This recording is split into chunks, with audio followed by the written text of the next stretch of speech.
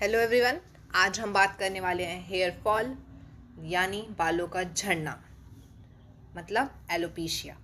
तब होता है जब बाल ज़्यादा झड़ने लगते हैं और कम या बिल्कुल भी नहीं उगते। पहचान कैसे करें? बालों का पतला होना और सर के ऊपरी हिस्से में बाल लगातार कम होना असामान्य हेयर लॉस का कारण हो सकता है। कारण क्या क्या हो सकते हैं हेयर फॉल यानी एलोपेशिया के? तनाव, ओवर मेडिकेशन या वजन लॉस करना, physical trauma, genetic factors, anaemia या विटामिन्स की कमी, आयरन की कमी, या हमारी बढ़ती उम्र के साथ, या फिर over use of styling tools जो हम अपने बालों को स्ट्रेट करने के लिए जो हम यूज़ करते हैं, हेयर स्ट्रेटनर, इनसे भी हमारे बालों का बहुत ज़्यादा डैमेज होता है। अब हम बात करते हैं हेयर ग्रोथ टिप्स। कैसे हम अपने बालों को हेल्दी और रख सकते हैं और उनकी ग्रोथ बढ़ा सकते हैं। सबसे पहले तो हम इंक्रीज़ कर सकते हैं अमाइनो एसिड। ये जो है हमारी बेसिक टिप्स हैं जिससे हम अपनी बॉडी में अमाइनो एसिड्स बढ़ाएं। अगर हम हाइड्रेटेड रहें, हमारे अंदर विटामिन सी की कमी नहीं हो और आयरन की कमी भी बिल्कुल नहीं हो और नरिशमेंट हम अपने स्कैल्प को प्रोवाइड करते रहें, तब हमारे हेयर लॉस थोड़ा कम हो सकता है। ये बेसिक टिप्स हैं, ये ट्रीटमेंट नहीं है, ये बेसिक टिप्स हैं। अब हम बात कर सकते हैं कि हमें क्या नहीं करना चाहिए जिससे हमारे बाल झड़े नहीं। हमें क्या क्या करना चाहिए और क्या नहीं करना चाहिए इसके बारे में जानते हैं। तो हमें क्या नहीं करना चाहिए? हमें ओवर केमिकल यूज़ नहीं करना चाहिए। Over use of chemical treatment हमारे बालों को बहुत अंदर तक डैमेज करता है। अगर हम गीले बालों को कम करते हैं तो उससे भी हमारे जो स्कैल्प पे जो हमारे रूट्स हैं हेयर की, वो भी वीक होती हैं। अब हम बात कर सकते हैं, अगर हम स्ट्रेस लेते हैं तो स्ट्रेस बहुत बड़ा फैक्टर होता है जिससे हमारे बाल झड़ने शुरू हो जाते हैं।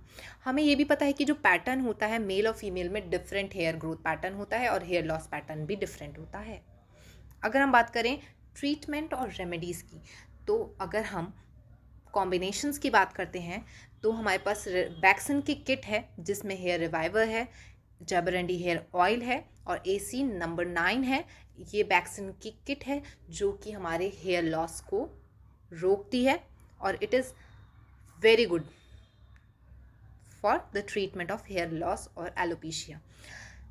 और रेक्वेक नंबर 89 जो कि basically alopecia premature hair loss के लिए है। जब हमारे बाल ग्रे होने लगते हैं या हमारे बाल कमज़ोर होने लगते हैं, अपना नेचुरल लेस्चर खोने लगते हैं, तब हम बेसिकली रेक्वेक 89 नंबर यूज़ कर सकते हैं। इसको हम डायरेक्टली स्कैल्प पे मसाज भी कर सकते हैं।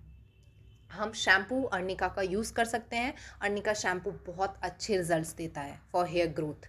अगर हम बात करें सिंगल रेमेडी की, सिंगल रेमेडी हम डॉक्टर की कंसल्ट से ही लेते हैं। सिंगल रेमेडी जैसे अगर हमारे बाल नीचे से जब दो मुँहे होने लगते हैं, स्प्लिट्स एंड होने लगते हैं और अपना नेचुरल शाइनिंग लॉस करने लगते हैं, तो हम एसिड फ्लोर ले सकते हैं 200 पोटेंसी में।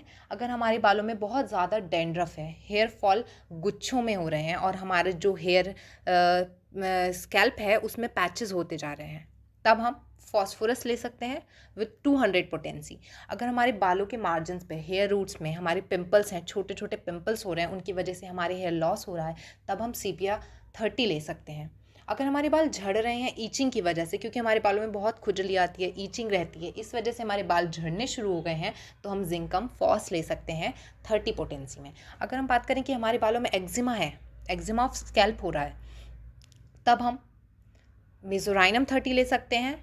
अगर हमारे बाल झड़ रहे हैं और वाइटेस्ट डेंड्रफ है हमारे बालों में, तो हम काली म्योर 30 3x पोटेंसी में भी ले सकते हैं।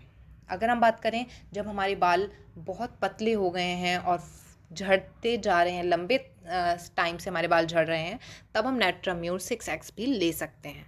धन्यवाद।